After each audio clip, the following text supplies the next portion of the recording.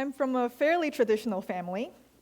So like a good Asian girl, I grew up studying violin and piano, but I was also expected to take all the pre-med courses and go to med school and become a doctor. But then I went to college. And in college, I got really seduced by this idea of how these seemingly abstract, elusive concepts like beauty and truth and love and art, and in particular music, could actually be understood using the objective principles of science. So then I signed up for grad school to study the cognitive neuroscience of music. And in grad school, I got really obsessed with this question of where does music come from? Music is a multi-billion-dollar industry, and that's because people love music. People love to rock out at concerts, and I'd like to think that there's something about the musical signal that appeals to what's uniquely human in each of us. And of course, this is not just true of the Western world. This is a picture taken in Mali, in West Africa, and he's holding this instrument called the ngoni. And although this seems very foreign, what his brain does to listen to music is probably very similar to what our brains do to listen to music. And furthermore, the physical principles that make his strings vibrate are probably the same as what makes our instruments vibrate, like the violin. Now, we don't just love music, we also know lots of things about music. Consider, for instance, this musical example.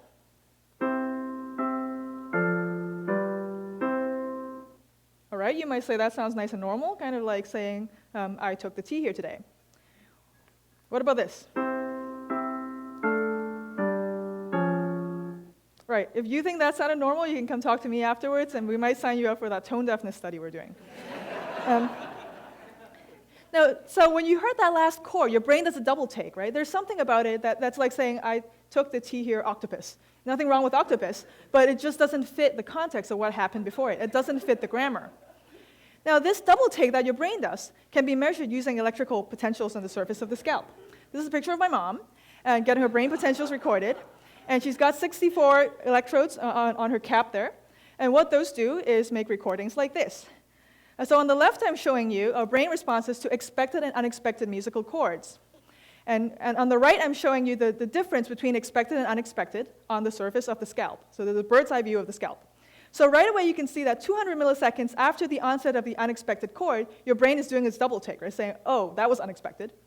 At 500 milliseconds, you get the brain saying, oh, how do I integrate that into what happened before? So this is telling us with millisecond accuracy that we know about music. There's something about our brains that is very sensitive to what's grammatical in Western music. So the question is, where does this knowledge come from? How do we come to know what we know? So to answer that question, we again have to go all the way back to the ancient Greeks. Pythagoras found that if two strings are being played together, where one string is twice the length of the other, those two sound good together. They sound consonant. So this 2-to-1 frequency ratio is what supposedly brought us closer to the Greek gods. In fact, the word symphony originally means vibrating in perfect harmony using these mathematical integer ratios. So this 2-to-1 frequency ratio is true of music all around the world.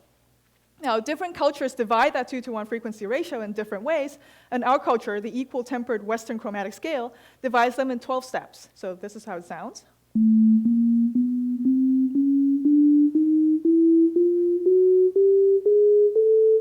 Okay. Then these two guys came along and said, does it have to be this way? Why 2-to-1? Why not 3-to-1? So the Bohl-Pierce scale is based on a 3-to-1 frequency ratio, and within that, we've got 13 logarithmic divisions of that scale. So you still get some mathematical integer ratio, so the Greek gods are not offended here. But what this sounds like is completely different from Western or other types of music.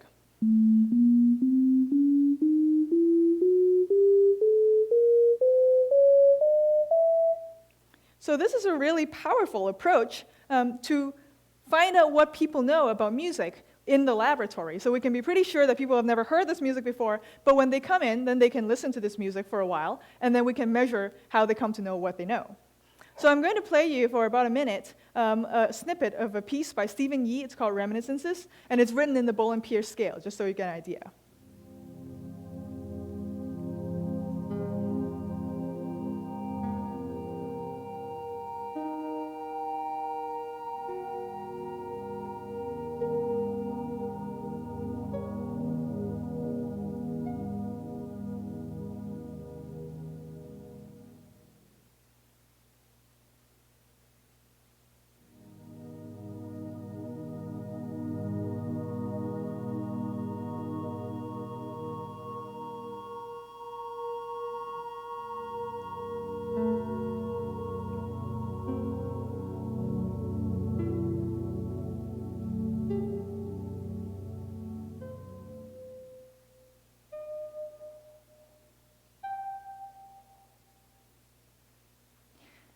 So this really is kind of an otherworldly new musical experience that we're entering here. And in our lab, what we wanted to do was figure out how people learn this new musical system. So we have these well-controlled melodies that people listen to for about half an hour. So you listen to these things for half an hour, and they're defined using rules and principles or grammatical structures that we've defined ourselves. And then the question is, what can people learn from this new musical experience? First thing we found was that memory increases with repetition. Turns out also that preference increases with repetition. So what we're seeing here is the beginning of musical taste, right? The more you listen to something, the more you begin to like it.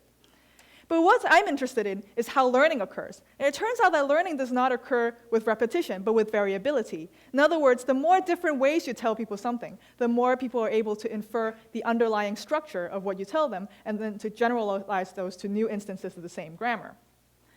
Now our question becomes now, we've got 100 trillion neural connections in the brain. How do those 100 trillion neural connections give rise to what we know and love in music? Now, right now, these neural connections are in the order of nanometers, but what we can image using the living human brain, using this technology called diffusion tensor imaging, is large bundles of these neural connections, so highways, if you will. And the highway that we're most interested in is called the arcuate fasciculus, and it's known to be important in language. But what we saw is that the larger of an arcuate fasciculus you have, the better you are at learning this new musical system. So there's something structurally different about a good learner's brain and a not-so-good learner's brain.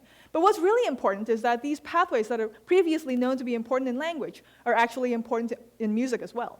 So this tells us that there's no single center for music, right? There's no one center for music in the brain. But what we do have are these shared and neural networks that are important in language and in grammar and in expectation and all these things that actually make us human. So I think music that's actually why people like music. It's not because it's this individualized stereotyped activity, but it's something that tickles all the different cognitive components and neural mechanisms that we already have.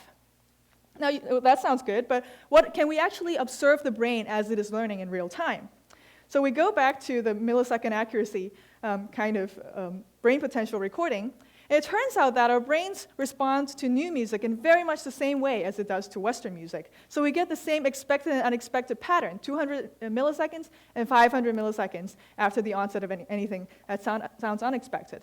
And furthermore, our brains respond more and more towards these expectations throughout the course of an hour. So as if within an hour, we're getting more and more experts in the Boland-Pierce scale. So there's no rules of music that are written in our brains. But what we do have that are in our brains is the immense ability to learn. So we are fundamentally open-minded creatures. So what does that mean if we want to go back to West Africa? I invite you to take off your headphones and actually experience the new musical world. Come up with the grammar. Try to come up with the grammar of this seemingly foreign country. And what about even just being here today? How about change your radio channel or listen to a new musical artist today? There's something about experiencing new things that, to me, is what it means to thrive.